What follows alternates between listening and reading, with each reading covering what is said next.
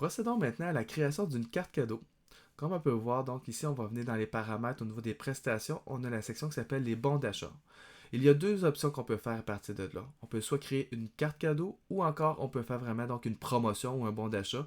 La différence, c'est qu'une carte cadeau, la valeur de vente sera égale à la valeur des services qui seront utilisés.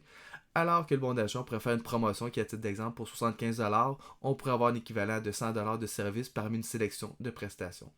Mais aujourd'hui, on va vraiment s'intéresser à ce qui va être la carte cadeau avec toutes les mentions particulières qui viennent avec. C'est ici qu'on aurait le visuel de toutes les cartes cadeaux qui auraient été déjà créées. Puisque c'est la première fois qu'on utilise l'application pour la configuration, on va simplement venir faire ajouter une carte cadeau. Ici à droite, on voit qu'on a un aperçu de la carte cadeau qui va se construire graduellement. Donc on voit ici, on peut écrire le nom qui va être vraiment pour un usage interne. Donc, à titre d'exemple, si on voudrait vendre à la caisse des cartes cadeaux de 60, 90, 100$, eh bien, c'est ça qui va nous donner les indications sur la carte cadeau qu'on est en train de faire. Et ici, on va paramétrer qu'est-ce que ça donne.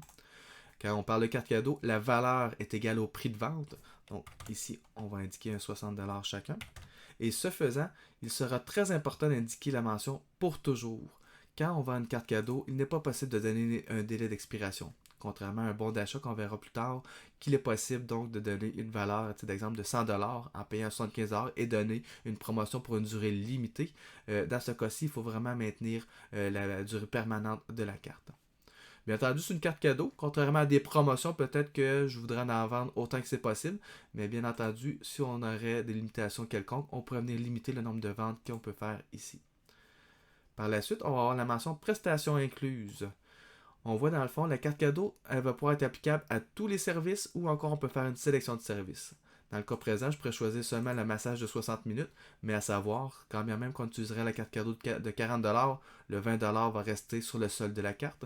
Et si on fait le 80$, eh bien on pourra toujours payer une partie en carte cadeau et une partie donc en argent comptant. Ici, pour les besoins de la cause, on va faire une promotion, parce que ça va être surtout donc une carte cadeau qui sert à prendre un soin de 1 heure. Et vous voyez ici, la vente en ligne n'est pas accessible. C'est simple, le profil sur la marketplace n'est toujours pas accessible, mais on verra tout de même avec un autre compte comment le visuel pourra apparaître quand on a ce volet-là de configurer. On va maintenant pouvoir compléter la carte cadeau en allant à l'étape suivante. Dans un premier temps, on va être invité donc à décrire le sujet de l'email. Donc la carte cadeau peut être soit imprimée, soit elle peut être envoyée par courriel à nos clients. Donc un petit exemple, carte cadeau. On voit ici que l'information va venir s'inscrire pour recevoir donc l'information qu'on va avoir par le client. Par la suite, j'ai une mention de description de la carte cadeau et je vais vous faire un petit piège. À titre d'exemple, je viens marquer ici, cette carte cadeau vous donne droit à un message de détente de 60 minutes. Ici, on voit que la valeur de la carte cadeau est de 60$ et ça donne bien. Aujourd'hui, les soins sont à 60$ pour M. Gamache. Par contre, dans la vie, comme on le sait, il y a de l'inflation. Donc, à titre d'exemple, le soin s'est rendu à 65, 70$. Et bien, s'il y a une incohérence entre ce qui est écrit ici et la valeur, et bien entendu, vous serez tenu donc de respecter ce qui est le plus avantageux pour le client. Donc, pour les besoins de la cause, je vais le retirer. Surtout qu'il y a une mention ici que c'est échangeable contre un massage de 60 minutes de 1 heure. Donc on dit bien échangeable, non pas que ça donne droit au massage. À partir de là, on a toute l'information requise. Là où ça pourrait être pertinent, c'est si quand vous avez plus qu'une prestation, ils vont simplement écrire 2, 3, 4 prestations sans les nommer. Et c'est à ce moment-là peut-être que vous devrez faire du description pour dire sur quel type de soins que ces prestations-là sont applicables pour la carte cadeau, puisque si vous allez à titre d'exemple en ligne, on pourra les voir quand on va vouloir l'acheter, mais bien entendu, si on a imprimé, eh bien, on ne sera pas capable donc de visualiser qu'est-ce qui est inclus avec la carte cadeau. On a ici l'information sur la couleur de la carte cadeau, donc au niveau du visuel, j'aimerais avoir un bel orangé, et bien c'est à moi, parmi la palette des 5 couleurs qui est ici, de choisir le format que je voudrais que les clients puissent recevoir. On a par la suite un bouton de réserver maintenant. Bien entendu, si on n'a pas de profil sur la marketplace, ça va être vraiment inutile puisque le client ne pourra pas réserver avec nous. Donc, on va pouvoir le retirer. Par contre, étant donné qu'on envoie ces informations-là par courriel, je vous dirais que c'est une très bonne pratique une fois que votre profil sera activé. Enfin, on a une section remarques où on peut écrire, par exemple, un petit bonjour. On voit que la remarque de Masterpie Roger Gamache apparaît ici. Donc, peut-être au lieu de l'avoir ici, on voudrait donc faire une mention légale plus bas. Ce sera à votre discrétion. Dans mon cas, je trouve que la carte cadeau est complète. L'information est toute illustrée adéquatement. Donc, je vais pouvoir enregistrer. Et on voit maintenant, donc, on a une carte cadeau d'une valeur de 60$ à échanger contre un massage de 60 minutes qui apparaît parmi donc l'éventail des produits que je vais pouvoir offrir à mes clients. À partir de la carte cadeau que nous avons créée, il y a plusieurs opérations que nous allons pouvoir faire. D'une part, nous pourrions, d'exemple, dupliquer la carte. dans le cas où ce que je voudrais avoir une deuxième carte cadeau avec les mêmes paramètres, mais je voudrais maintenant qu'elle soit à 70$. Je viendrai faire quelques petites modifications. Étape suivante, enregistrer. Et voilà, je tombe avec 2 cartes cadeaux qui vont avoir une nouvelle valeur.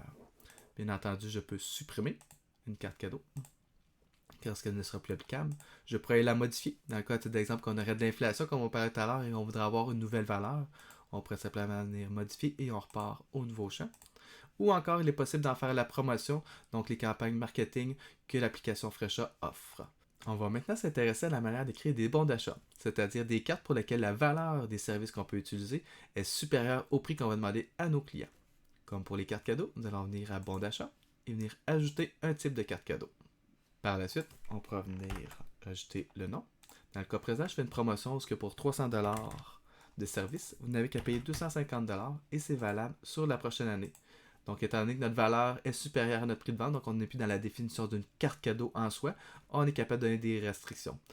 Et bien entendu, qu'est-ce qui sera possible? C'est de limiter le nombre de cartes qui va être émis sous forme de bon d'achat. Je donne un exemple, vous voulez faire une petite promotion sur Facebook, les 10 premières personnes qui me contactent, vous pourrez avoir donc des réductions de 50$ si vous voulez avoir 5 soins dans la prochaine année. Si vous avez des clients réguliers, eh bien ça pourrait être intéressant pour eux de pouvoir en profiter. Au contraire, vous avez des employés à l'interne, vous dites que c'est une promotion que vous pouvez faire auprès de votre clientèle après leurs soins, et bien à partir de là, ils pourraient donc leur offrir la possibilité de les vendre et vous à l'interne, vous allez restreindre le nombre de personnes qui vont pouvoir avoir droit à cette mention-là. Par la suite, ici, je vais faire une précision au niveau des prestations qui sont incluses.